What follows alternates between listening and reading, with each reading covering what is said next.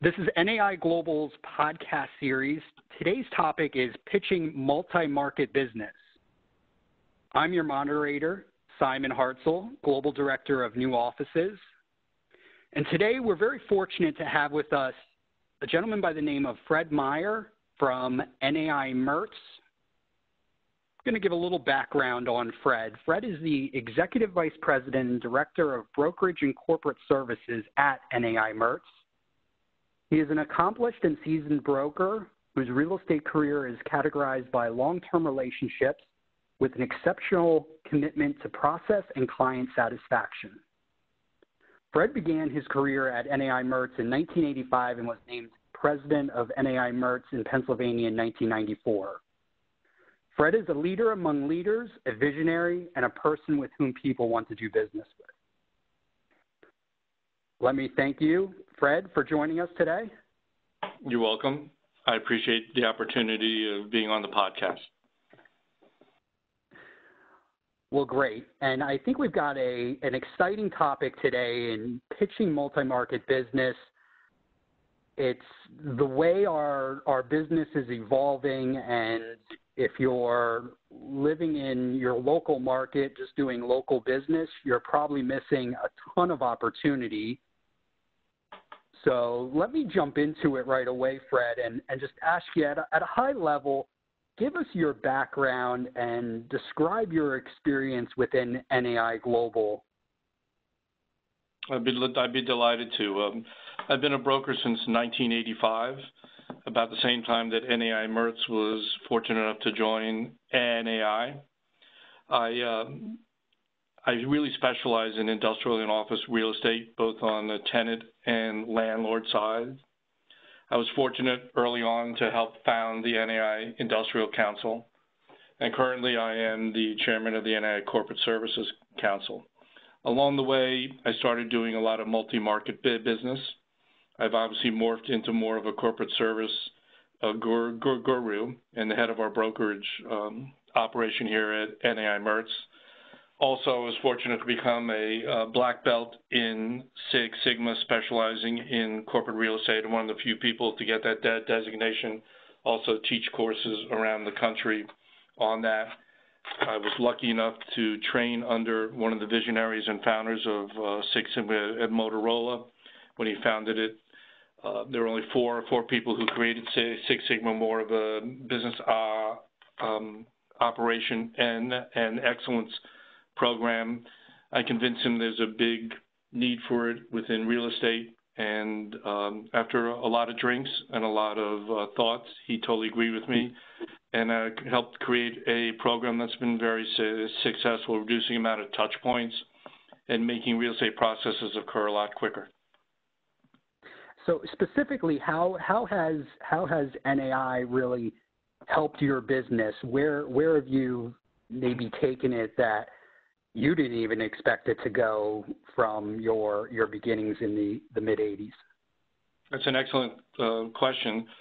Originally, I was just a local street broker knocking on doors within a couple zip codes of my office. Back then, you had to know where every payphone was. There obviously weren't cell phones, or really no one thought of anything be a national business, but NAI Global has definitely helped me open up doors on a regional basis and global. It's allowed me to know other qualified brokers in different markets. So when I'm lucky enough to get an assignment, or I talk to someone and they say, well, we have an office in, let's say, Los Angeles. I said, well, I know Rick Gold and Mike Arnold really well. I'll get you the right person who views real estate as well as I do. So it really helped me break down barriers, give me the encouragement to step outside of my comfort zone of my local area and local state to really do a lot of national and international business. So we're talking NAI Global here. Let's kind of shift it over to the Mertz organization and maybe your involvement or their involvement on a local level. How does being part of the Mertz organization complement what you're doing with NAI Global? Basically, it gives me a lot of credibility with both local owners and national owners who have a local office. They know we have the breadth and expertise to help them locally bring all the tools and quivers and arrows that national, quote-unquote, national firms have to our local office. But we give them really local expertise with the entrepreneurial flair that they miss out when a lot of our national competition or more corporate in structure. We have the flexibility. It's also taught me to communicate and to really listen to what the client wants and help them service them on a local level when they see how easy that process is or how quickly we're able to reduce the timeline of the life cycle of a real estate event. They always ask me, when I ask the question, how can I help you? Where can I help you next? And we can create a similar process, whether it be in Dallas, LA, Albuquerque, or any secondary or tertiary market. So it's really given me the confidence, helping with my elevator speech, but also help me break down barriers and doors where I'm not thought of just as a local broker or guru when it comes to real estate. Well, from what I'm hearing, it sounds like it's a combination of the best of both worlds. You're able to build those local relationships, develop it through the Mertz organization, but then at the same time also leverage your capabilities or your clients' needs throughout the global network without even coming off very threatening, because sometimes when people hear global or multi-market, multinational, it sometimes can be a little overwhelming or intimidating to potential clients. You are 100% correct. What I tell all my brokers here and what I remind myself on a daily basis, that real estate today is about communication response time, and it's about relationships. Anyone could go look up on CoStar or LoopNet and get the statistics or what's available within different markets, but it's how you handle your client that's incredibly important. And since 1985, I've known most of the best brokers in the United States and globally through the NAI process and through SIOR. So when I know I hand off an assignment, it's going to go to the right person in that office. And because I've done so much business, and when I make a call to one of our other NAI offices, no matter how large or small the assignment is, I know I'm going to get the number one person, because if it's a small assignment, they know another large one's coming down the track. But they also know that when I get their relationships into my market, I will handle it the same way, because it really is about relationships and how to facilitate a deal. Anyone can come within 10 or 20% on a numbers, but it's how you make the transaction as painless as possible for a national client, that you really win and endear their hearts, and you make them a hero to their C-suite and their board via communicating well and giving them the right information and meeting their goals. And that's important, and I'm glad you brought that up. 2 points: one, that you're able to satisfy your clients, and you do so. Kind of as a second point, you mentioned through your affiliation with SIOR and being part of NAI. Can you talk a little bit more about how the involvement in those two organizations have really propelled your business, or maybe a little bit about your involvement in either of those organizations? Well, they really go hand in hand, because SIOR, when we first joined, and Barry Mertz, the founder of NAI, Mertz, joined, it was only SIR, Society of Industrial Realtors.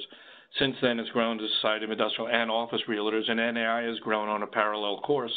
So it adds ethics, it adds professional ability, and it adds education. So I know that when I hand it off to an SIOR, or when we go to those conventions, when you go to an SIOR convention, you're going to notice all the fellow NAI members are there. And again, it's a relationship business not only with the clients, but also with your fellow brokers, that you know that when they ask you about an opportunity, you're going to give them an honest answer, or how we share information on deals, or share information on process management, or how we have overcome obstacles within our market or with clients. It's a true interplay of really good ideas on a cognitive basis, and it really works well. So we look upon us both as an NII Global and as an SIOR firm. We have 10 SIORs here within our office. Wow, that's amazing. And I think clients appreciate that too, because they're sometimes a little apprehensive in that, well, if you're going to send me to do business with the NAI office in Dallas or in other markets, how do we know we're going to get the same level of business that you're giving us? And I think from your testament and what you're saying is that NAI complemented by SIOR or vice versa really helps to add assurance and confidence that you know that your client's going to get that same level of service that they expect. You are 100% correct. And when I do give an assignment out to another NAI office, whether it's an SIOR or whether it's a designee for an SIOR or just a regular broker, I pre-interview them, tell them the processes that we use, and make sure that they know you have to abide by these strict guidelines that I've created for a lot of my national clients because the process works. So I don't mind educating my fellow brokers. And I get a compliment when another SIO broker or NAI broker calls me and says, hey, I'm going after this national account. Can you help me get it or give me pointers? I'm more than happy to do that. So it really is the brethren of NAI brokers that has helped me both with my confidence level and also the ability to attract other clients. Great. Yeah, it's important. So let's kind of let's get a little deeper with pitching multi-market business. And you obviously having a specialty in the corporate service sector, maybe tell us a little bit more of either a case study or some of your experience of how or what you've done to win some of that multi-market business. Okay, great. When people traditionally talk about corporate services, different definitions from different offices. Some of our competition goes very deep within corporate services, include move management, facility management, construction management, et cetera, et cetera. What I try and do is focus on multi-market real estate, looking at the life cycle of a real estate event from inception of idea to move in while they're there, site selection, creating a deal, and through the whole life cycle of a lease or a sale, and then the disposition. I really do not get into construction management and facility management because I'm an expert in site selection and multi-market business. And the internet has really made our job a lot easier. We've become a global society. Just go on the internet and you can Google different information about all these different markets. But I'll give you two examples come to mind. One of my national clients called me, and they said, we have to open up 12 2,000 to 3,000 square foot office flex locations for a new business venture. We have to open them up within 90 days. And you're the only guy we know who could do it because you had the process, you helped us in other locations. And because of the relationship with the different NAI offices, I reached out to those offices, gave them the processes of how we are going to do the site selection, do the lease negotiation, do the LOIs, and get the move management in order to meet the 90-day deadline. But because of the relationships that I have with NAI, I got senior members in each office to work on it. If this were a competition, they were given to a very junior member or a rookie at most, but I had senior people do it. You're not making a lot of money, but what you're doing is you are creating relationships and increasing the ability to continue to work with this client. We were able to meet all the timelines except for one where we got tied up within permitting. And the next time this client had two other new business ventures, guess who they came to? They came to me in order to make their timelines because the head of operations had to report to his senior boss and then to the C-suite, and these new business ventures are incredibly important. So that's one example of the NAI system. Another has to do with the tools and the demographic and the depth of information that we gather, plus one of our other SIOR and NAI offices helped me, where a major company came to me and they said, we have to do a 12-city study as to where to move our back office operation. and we want to look at real estate quality of life, education, all the 9 yards. And I reached out to one of our other offices who I knew someone does this a lot and has the expertise and the analysis to help me dig down deeper than I've ever dug before. So we did a 12-city in-depth analysis of all these quality of life factors, all these real estate factors, where universities were, where drive times were, what the average income was of all the different people that they had to hire. It took a lot of time and effort, but it was presented in a very constructive and cohesive manner. When we decided to pick the one city and they moved into that city, they focused on the city, we created a really great deal. It was one of the largest deals at the time within that city.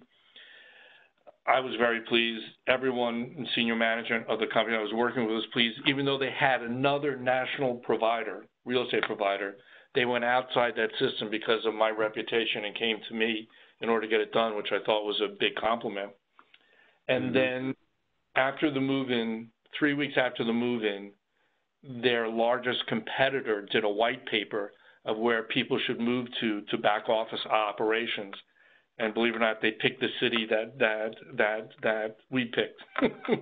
So it validated everything. I had a huge sigh of relief.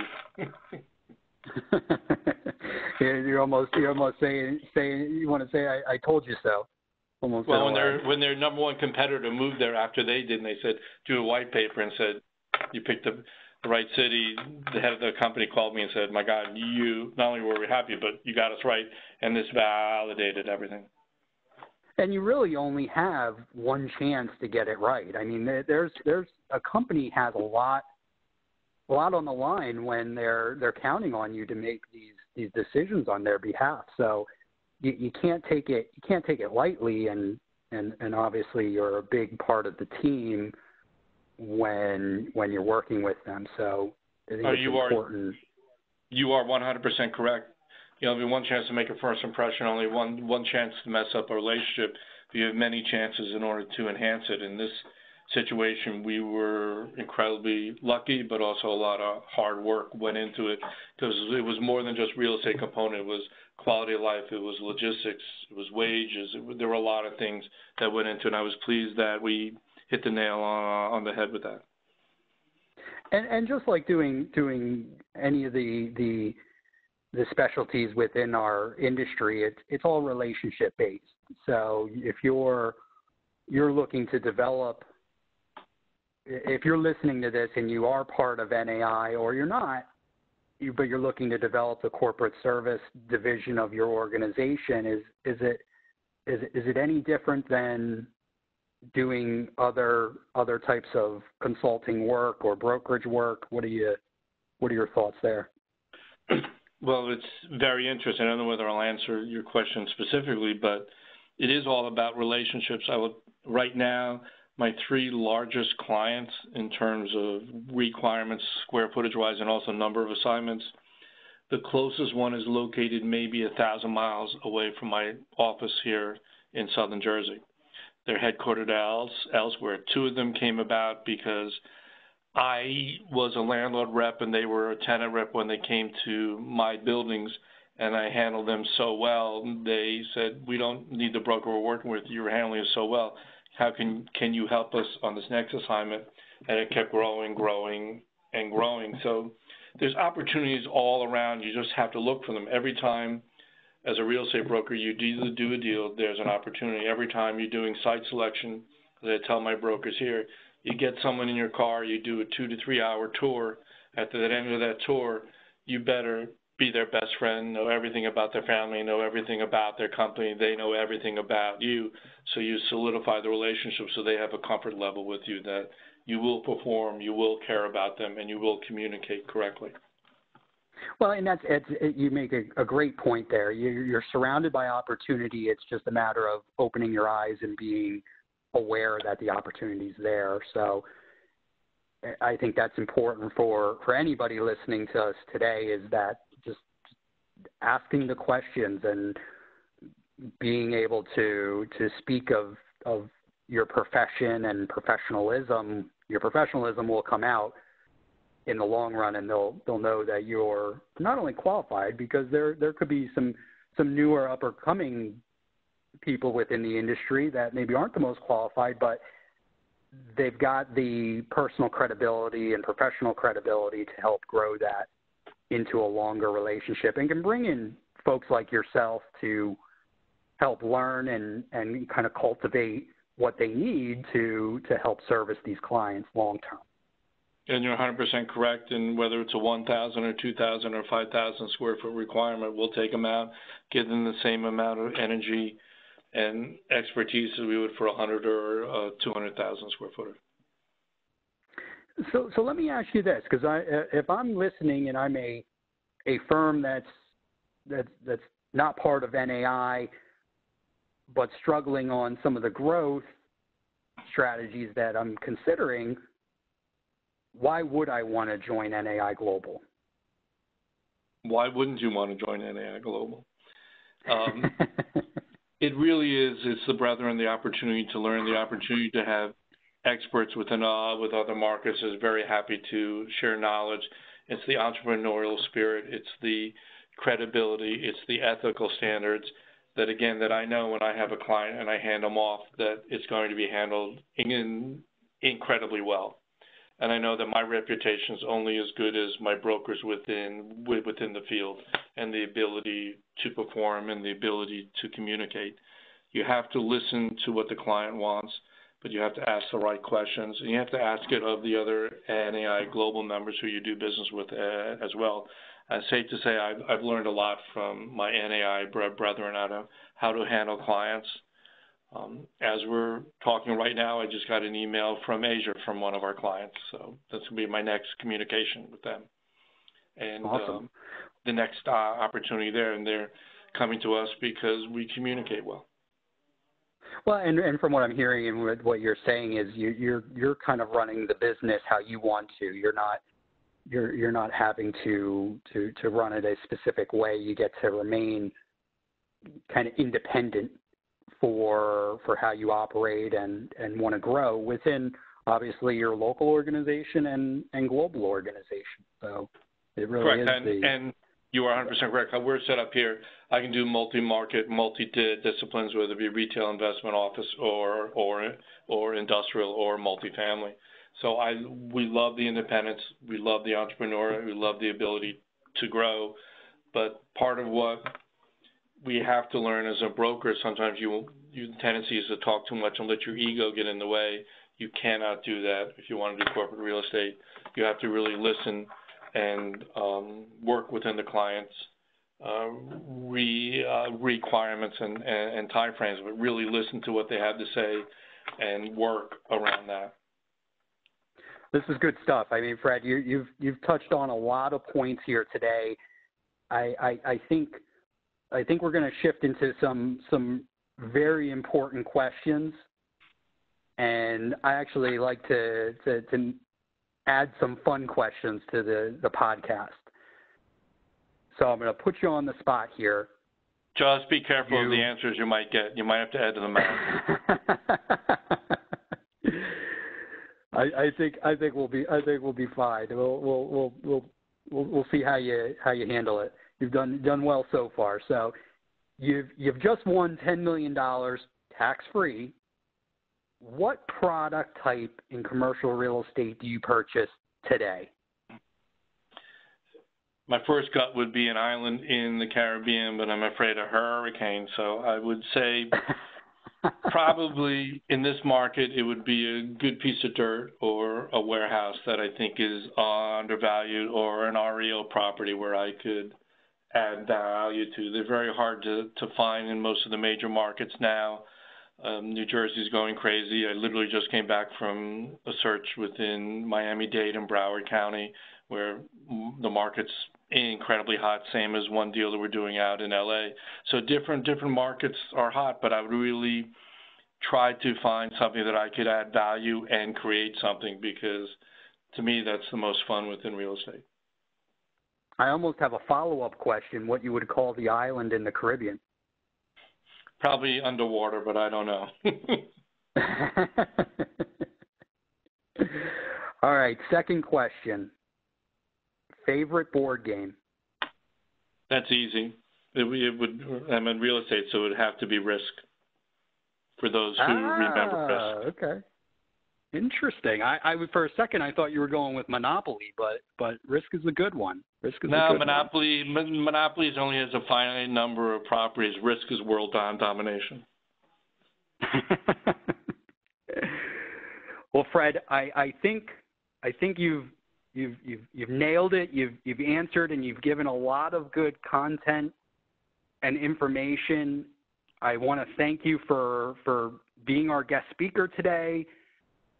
Do you for the audience, please give out your contact information if you'd like. Sure. I'd like anyone to reach out to me with any questions, or I could help them with multi-market real estate. Always there to mentor. I mentor a lot of people here within the office and other NAI offices, but my cell phone's always available, 609-410-9223, or email me at fred.meyer, that's M-E-Y-E-R, at NAIMertz.com. Simon, I thank you so much for the opportunity to spread the knowledge.